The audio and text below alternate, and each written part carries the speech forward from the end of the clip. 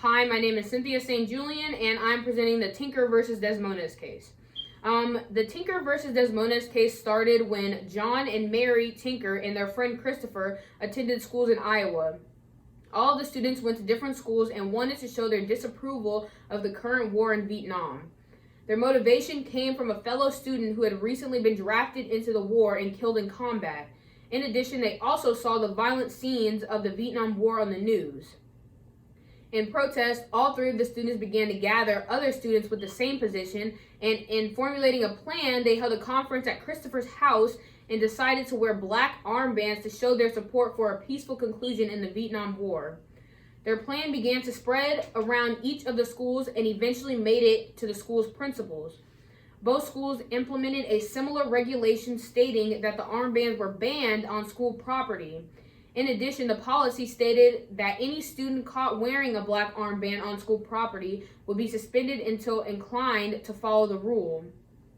Beth and Christopher went to school with black armbands, and both students were suspended and sent home. The following day, John Tinker wore his black armband to school and was also suspended. All three students were suspended until New Year's.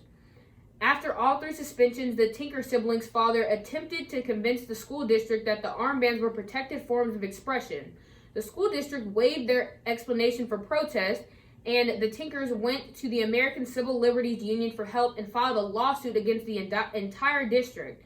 They claimed that the school had violated their First Amendment rights, and in addition, their father requested for the current punishment to be removed and be able to prevent the school from giving any further punishments in regards to the protest. The students were suspended in 1965, but the case began on February 24, 1965. The constitutional question was, does a prohibition against the wearing of armbands in public schools as a form of symbolic protest violate the students' freedom of speech protections guaranteed by the First Amendment? The United States Supreme Court resolved the case with a 7-2 decision in favor of Tinker. In favor of Tinker, the court decided that the Desmones Independent School District could not prohibit the exercise of freedom of speech even if they are under the impression that it would cause a district-wide disruption. The court explained to the school board that the black armband protest was not intended to create chaos, but intended to utilize the students' freedom of protest and expression, a protected right under the Constitution. The majority explained that the students were entitled to their constitutional right, freedom of speech, while on school premises. In addition, the majority ruled that no staff or student can be stripped of their constitutional right when walking through school doors. Finally, the majority stated that the students should not have been punished and should not continue to be punished because the black armbands did not interfere with schoolwork. The dissenting opinion claimed that the First Amendment has restrictions that prevent people from expressing an opinion at any time. They claimed that the students' black armbands were teaching other students to exercise their rights. The dissent stated that students were sent to school in order to learn and not teach. In addition, the dissent claimed that they made the right choice in disciplining the students. The dissent stated that that armbands were a distraction to other students, thus creating a disruption in the school environment. The dissent supported both of these arguments by presenting evidence that stated that it promoted conversations of the Vietnam War in school. They even stated that Mary Beth Tinker interrupted her classroom when arguing with the teacher.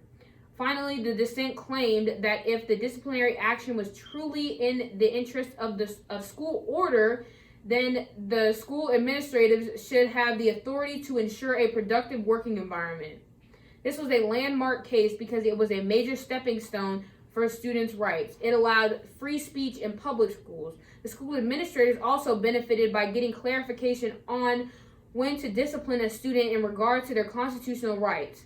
After the case, the Tinkers and Christopher went back to school after the Christmas break without black armbands, but continued the protest by wearing black clothing for the remainder of the school year.